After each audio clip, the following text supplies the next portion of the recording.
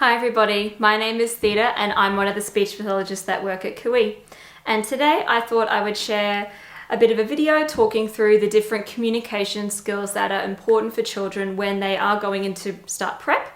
Because I've had a lot of families bringing up these questions, asking about this as they're starting to forward think about their little ones starting school next year. So I hope it's super helpful.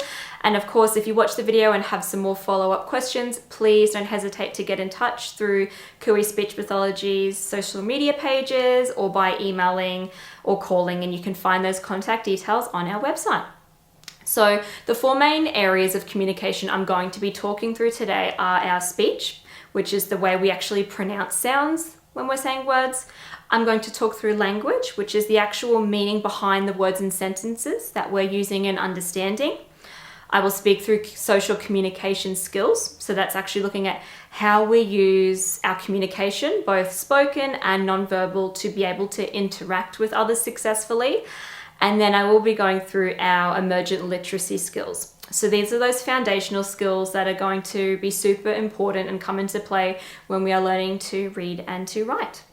So first, touching on speech, when we are going into prep, we should be pretty much 100% understood by other people that we don't know. And we should have all of our speech sounds as well. We only may just have some difficulties with our TH sound, and we may still have some difficulty saying our R and our L sounds. Going into language, we should be able to both use and understand a range of long and complex sentences when we go into prep. And we should see some of those joining words like because, so, and to coming in there to explain ideas. We should also be able to tell some simple stories that have a basic beginning, such as who was there, where they were, or maybe when it was. There should be some form of initiating event. So this may be a problem that characters have to overcome if it's a fictional story, or it might be the whole main point, exciting part of a story if it's a personal one the child is sharing. After that, there should be maybe one or a couple of events that follow on from that initiating event, and then we have some sort of resolution or consequence that just nicely ties up the story. And throughout that, we should see a little bit of complex sentences being used to explain some of the motivations behind some of the events. For example, why a character was feeling a certain way or why the child did something that they did.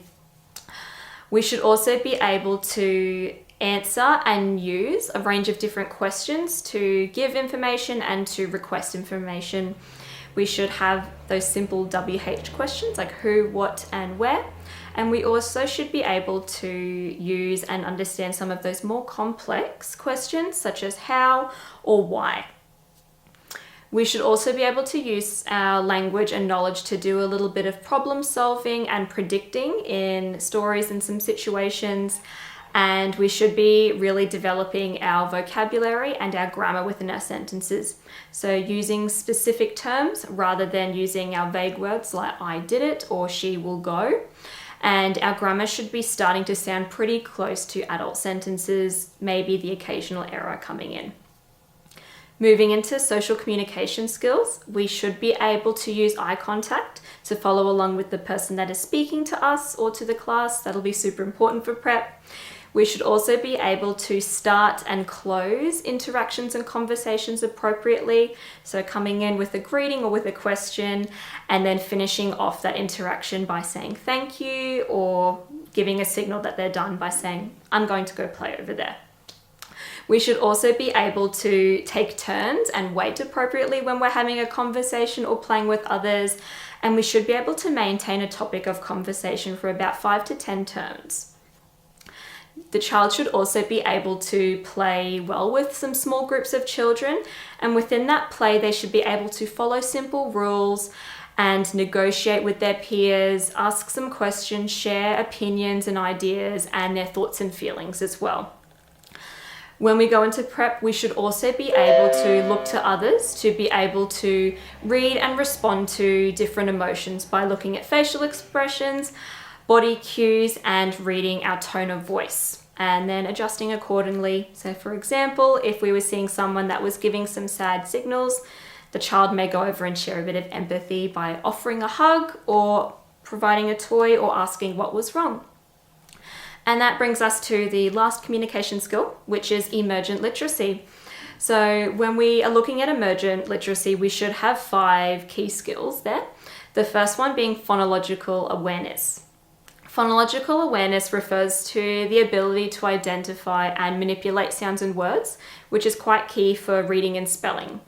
So going into prep, we should be able to rhyme words. We should be able to hear the beginning and end sounds of words.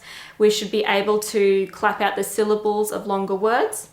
And we may even be able to blend sounds that are presented together to hear the word. So for example, saying k, at. We may be able to blend that together to hear the word cat. We should also have a nice big vocabulary as well, which will be super important because as we're learning to sound out words, we want that vocabulary knowledge to come into play to help us actually recognize the word that we're trying to read.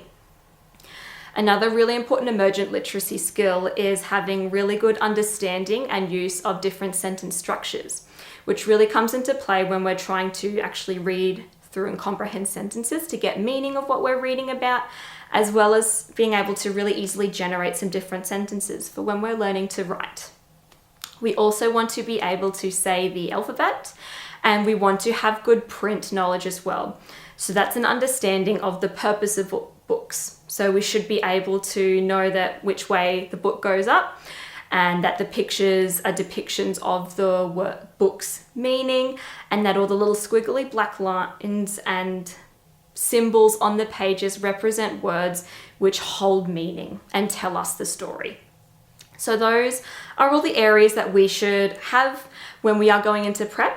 And if you are concerned that your child may or may not have some difficulties with some of these components, or you'd like a bit more information on how you can support and develop these, please feel free to get in touch with us here at Kui Speech Pathology. We would be more than happy to offer some guidance. Thank you for tuning in, everyone.